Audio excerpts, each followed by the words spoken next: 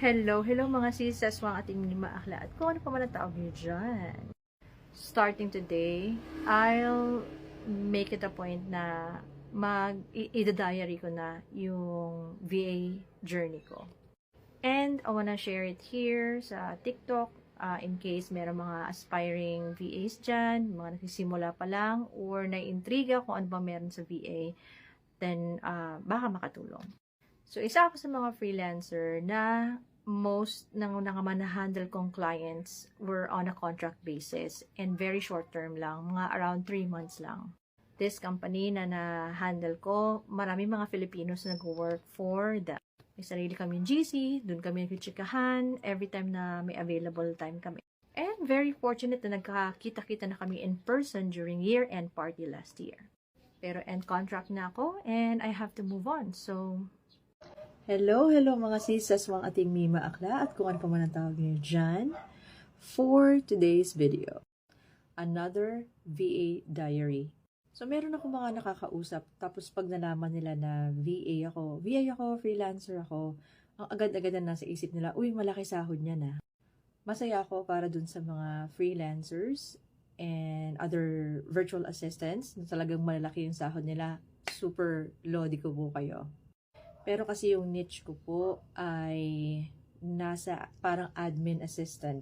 So, compared to my previous BPO salary, 10,000 pesos less siya compare doon. So, hindi po malaki yung sahod ko.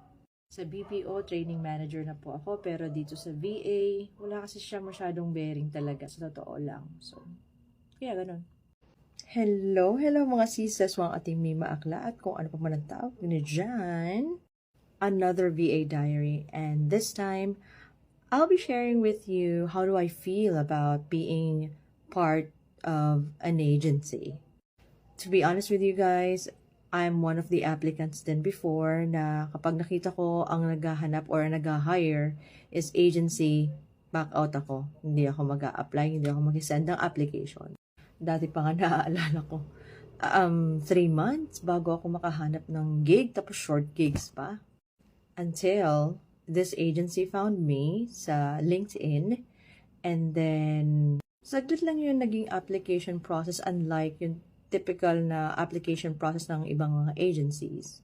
So ngayon, short gigs man ang meron ako, pero hindi naman ako nababakante ng ganong katagal. I guess matagal na yung 1 buwan. So, thank you. Hello mga sis, aswang ating Mima Akla at kung ano pa man ang tawag nyo dyan. Here's another topic for our VA diary.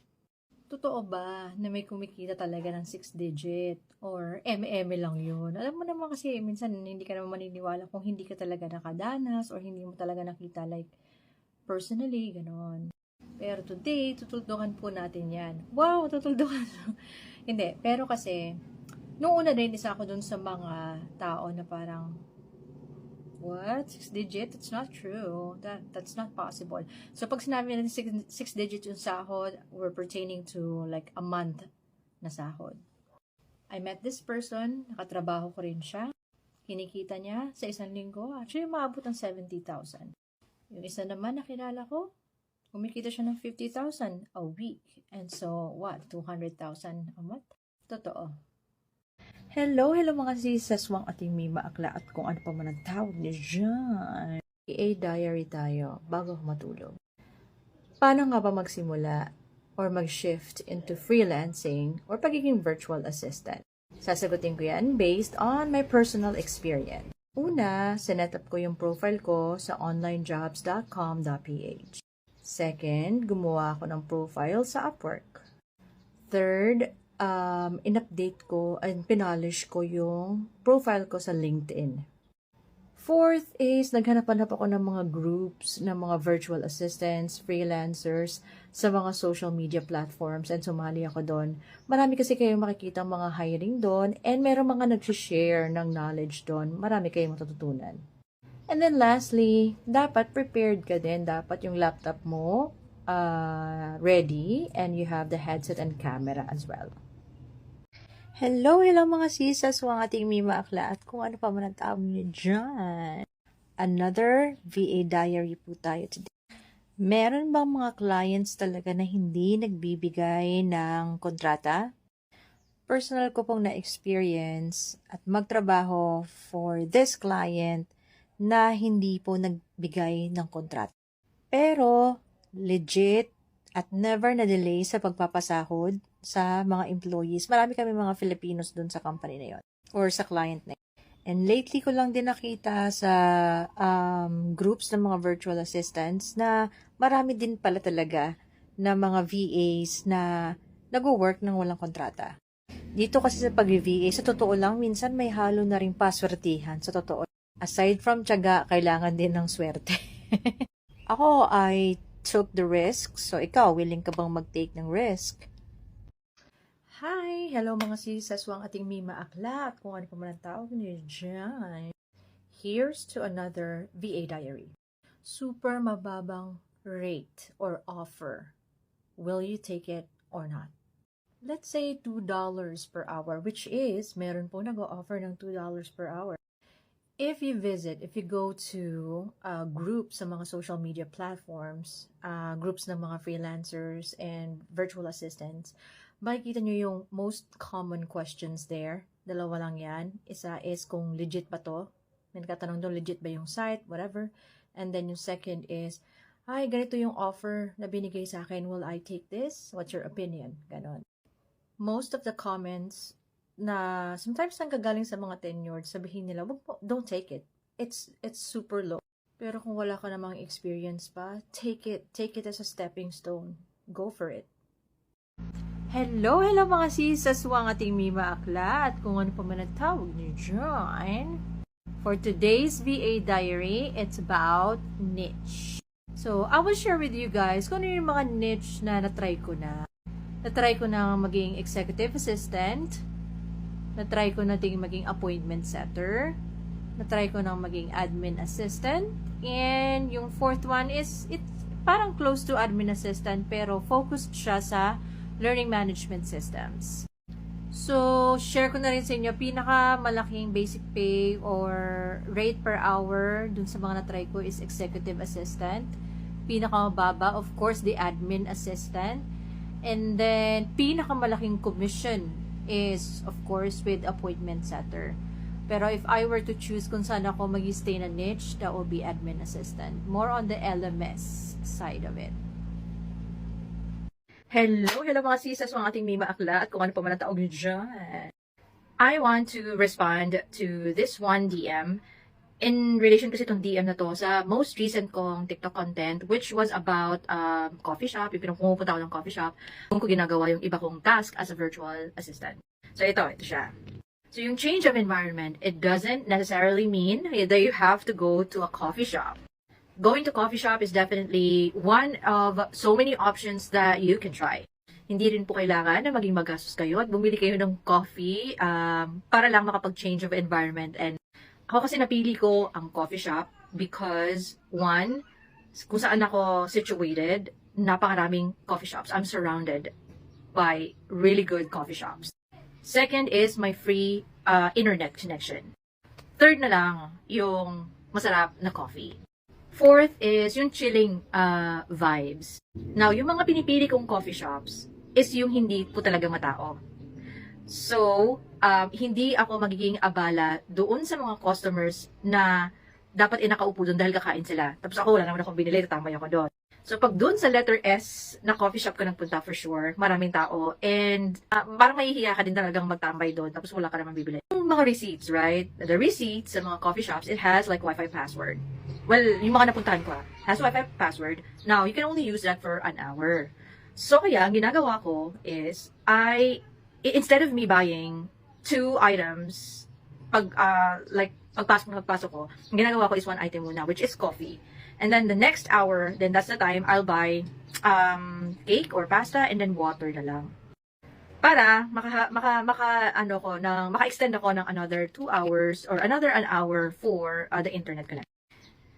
Pero even if may free Wi-Fi, ako kasi sa totoo lang, I stay longer than 2 hours because I have a lot of stuff na ginagawa ko not only for my virtual assistant task, but also my social media accounts. I have social media accounts na maintain and I do pre-scheduling of posts. So 2 hours is not enough. Whenever I go to coffee shops, lagi meron akong data connection. So if ever na natapos na yung free internet connection, nagko-connect na ako sa hotspot. Plus na lang yung pwede kang mag-connect sa mismong mall. Kung yung pupuntahan mong coffee shop is nasa mall, then you can try to connect dun sa Wi-Fi connection na binibigay ng mall. Pero kasi, an hour lang din yun. Pero hindi nare-renew naman siya. So after an hour, mag-log out ka, balik ka lang ulit. So good kung ang mapupuntahan yung coffee shop within the mall is kayang makasagap ng malakas signal from the mall's Wi-Fi. So there you have it. Ciao! Hello mga sises, ang ating Mima Aklat, kung ano pa man ang tawag niyo dyan. Another VA diary for today's video. Oily na ng skin ko. Today, I'm gonna share with you some information na baka hindi nyo pa alam, lalo na dun sa mga nagbabalak na magpa-under sa isang agency. Right now, ako po ay part ng isang agency. And so far, so good. Pero, may part na medyo tedious. Masyadong matrabaho para sa akin. So, ito na nga. Backtrack lang. So, when I got the offer from this agency, after the contract signing, pinadalhan nila ako ng equipment. So, that's laptop and the monitor. Let's call it agency equipment. And then, after no, nakahanap sila ng client for me. So, nangyari, yung agency equipment, kailangan ko ibalik sa kanila. And, kasi papadalahan naman ako ng client equipment. Natapos na yung kontrata sa client. Kakatapos lang ng kontrata ko. So, nangyari, kailangan ko ulit ibalik yung client equipment.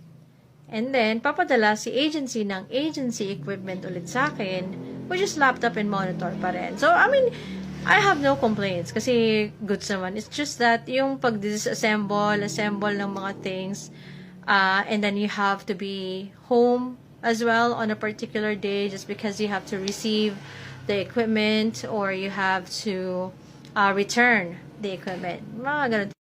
And then, same process. Kapag may nahanap ulit silang panibagong client for you, kukuhanin nila yung agency equipment, and then, magpapadala ng client equipment. Ang magiging tedious kasi dito is yung pag dismantle mo ng mga bagay-bagay. Dismantle talaga, no?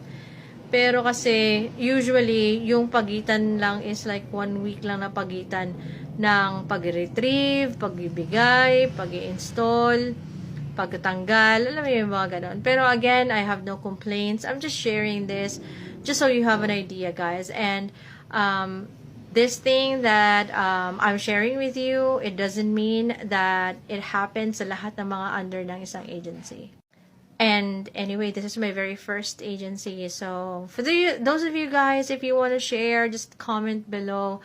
Lalo na kung under kayo ng agency. Let me know. I'm curious to know. So, don't hesitate to either send me a DM or just comment on this video. Thank you. Ciao.